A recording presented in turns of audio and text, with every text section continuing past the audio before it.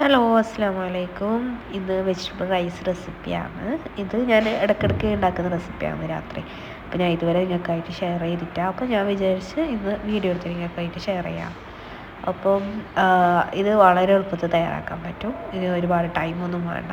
ഈ vegetables cut ചെയ്യുന്ന സമയം വേണ്ട കേട്ടോ. റെസിപ്പിയിലേക്ക് പോകാം. ഫസ്റ്റ് കുറച്ച് ഓയിൽ ഒഴിച്ച് കൊടുത്തിട്ടുണ്ട്. സൺഫ്ലവർ ഓയിലാണ് യൂസ് ആക്കിയത്.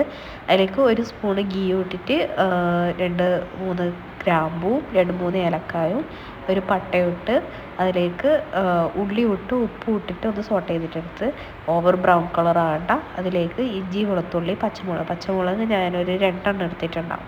എന്നിട്ട് എല്ലാം കൂടിയിട്ട് ഒന്ന് സോട്ടാക്കിയിട്ട് എടുക്കുക. ആ പച്ച മണം മാറുന്ന വരെ സോട്ടാക്കിയാൽ മതി. എന്നിട്ട് അതിലേക്ക് ഞാൻ ഡയറക്റ്റ് വെജിറ്റബിൾസ് ആഡ് ചെയ്യുന്നുണ്ട്. പൊട്ടാറ്റോ, ക്യാരറ്റ്, ബീൻസ്, ടൊമാറ്റോ, ഇത്ര ഐറ്റംസാണ് ഞാൻ ആഡ് ചെയ്യുന്നത്. നിങ്ങൾക്ക് അധികം വെജീസൊക്കെ ഉണ്ടെങ്കിൽ ഇതിലേക്ക് ആഡ് ചെയ്തോട്ടാ.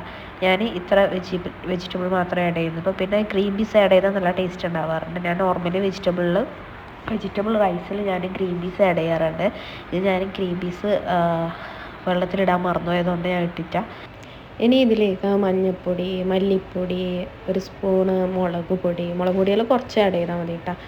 എന്നിട്ട് ചിക്കൻ മസാലപ്പൊടി കുറച്ച് ആഡ് ചെയ്യണം. എന്നാലേ ഇതിന് ആ ഒരു നല്ലൊരു ടേസ്റ്റ് കിട്ടും. ഒരു വെജിറ്റബിളിൻ്റെ ആ ഒരു ഇഷ്ടപ്പെടാത്തവർക്കെല്ലാം ഈ ഒരു ചിക്കൻ മസാല ഇടുമ്പോൾ നല്ല ടേസ്റ്റായിട്ട് കിട്ടും. നിങ്ങൾക്ക് വേണമെങ്കിൽ ചിക്കൻ്റെ ക്യൂബ് ഉണ്ടല്ലോ, അത് നിങ്ങൾക്ക് ആഡ് ചെയ്യാം കേട്ടോ. ഞാനിപ്പോൾ ചിക്കൻ മസാലപ്പൊടി മാത്രമേ ആഡ് ചെയ്തിട്ടുള്ളൂ.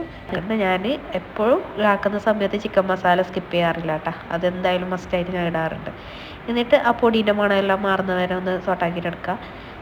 ഈ വെജിറ്റബിൾസ് ഒന്നും കുക്ക് ചെയ്തിട്ട് ഇതാക്കേണ്ട ആവശ്യമൊന്നുമില്ല. ഇത് നോർമലി നമ്മൾ റൈസ് കുക്ക് ചെയ്യുന്ന സമയത്ത് തന്നെ വെജിറ്റബിൾസും കുക്കായിട്ട് കിട്ടും. ഈ റൈസ് ഞാൻ ബസ്മതി റൈസാണ് കേട്ടോ എടുത്തത്. അത് കഴുകിയിട്ട് ഡ്രെയിൻ ചെയ്തിട്ട് അവിടെ വെച്ചിട്ടുണ്ടായിരുന്നു.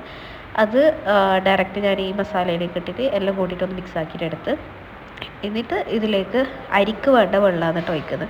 ഈ വെജിറ്റബിൾസ് അധികം ഉണ്ടല്ലോ എന്ന് വിചാരിച്ചിട്ട് അധികം വെള്ളം ഒഴിക്കേണ്ട ആവശ്യമൊന്നുമില്ല കേട്ടോ. ഈ അരിക്ക് പാകമായിട്ടുള്ള വെള്ളം എടുക്കുക. 1 ഗ്ലാസ്സിന് 1.5 ഗ്ലാസ് വെള്ളം നോർമലി നമ്മൾ എടുക്കുന്ന പോലെ തന്നെ എടുത്തിട്ടുണ്ട്. ബസ്മതി റൈസിനും അതുപോലെ തന്നെ എടുത്താൽ മതി കേട്ടോ. എന്നിട്ട് മല്ലിയിലയും കൂടിയിട്ട് ആവശ്യത്തിന് ഉപ്പ് കൂടി ഇടുക. ഞാൻ ഉള്ളി സോട്ടാക്കുന്ന സമയത്ത് കുറച്ചല്ലോ സോൾട്ട് ഇട്ടിട്ടുണ്ടായിട്ടുള്ളൂ. അപ്പോൾ ഫുള്ള് സോൾട്ടെല്ലാം നോക്കിയിട്ട് എല്ലാം ഇട്ടിട്ട് മിക്സ് ചെയ്തിട്ട് അടച്ച് വെച്ചിട്ട് വേവിക്കുക. ഫുൾ ഫ്ലെയിമിലിട്ടിട്ട് വേണം കേട്ടോ വേവിക്കാൻ വേണ്ടിയിട്ട്. എന്നിട്ട് ജസ്റ്റ് ഒന്ന് റൈസൊക്കെ ഇങ്ങനെ മേലോട്ട് വന്ന ശേഷം ഒന്ന് ഇളക്കിയിട്ട് ഈ ഒരു ടെക്സ്ചർ വരുമ്പോൾ നമ്മൾ അടച്ച് വെച്ചിട്ട് മീഡിയം ടു ലോ ഫ്ലെയിമിൽ വെച്ചിട്ട് നമുക്ക് കുക്ക് ചെയ്തിട്ട് എടുത്താൽ മതി. ഇതെല്ലാം പിന്നെ നമ്മൾ സാധാരണ നെയ്ച്ചോറ് പിന്നെ ബിരിയാണി എല്ലാം ആക്കുന്ന സമയത്ത് റൈസ് ആക്കുന്നില്ലേ, അതേ ടെക്സ്ചറും കാര്യങ്ങളും തന്നെ കേട്ടോ.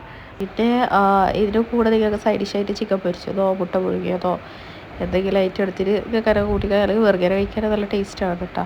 ഇത് ഞാൻ നല്ല തക്കാളി ചട്നി ആക്കിയിട്ടുണ്ടായിരുന്നു. അതുപോലെ ഒരു മുട്ട പുഴുങ്ങിയിട്ടുണ്ടായിരുന്നു. അങ്ങനെ കൂട്ടി കഴിച്ചതാണ്. ഇതുപോലെ റൈസ് ആക്കി നോക്കിയിട്ട് എങ്ങനെയുണ്ടെന്ന് ഫീഡ്ബാക്ക് അറിയിക്കുക. എന്നിട്ട് ഇഷ്ടപ്പെട്ടെങ്കിൽ സബ്സ്ക്രൈബ് ചെയ്യുക, ലൈക്ക് ചെയ്യുക, ഷെയർ ചെയ്യുക.